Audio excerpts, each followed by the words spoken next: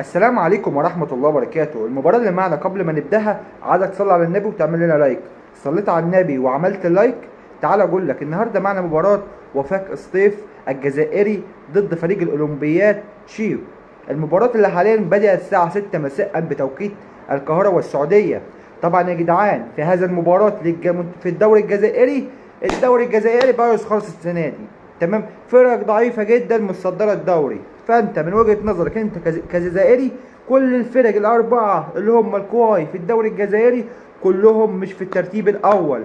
تخيلها ايها المشاهد ان الدوري الجزائري بقوته بلاعيبته مفيش ولا واحد من التوب الاربعة اللي كل سنة بيعملوها في الصدارة هذا الموسم، بس ممكن يعملوها برضو ويرجعوا تاني لهذا الموسم، بس الموسم ده صعب جدا. وبس كده، القناة حاليا من كل قناة الجزائر 3، واشوفكم على خير. صلوا على النبي، سلام عليكم.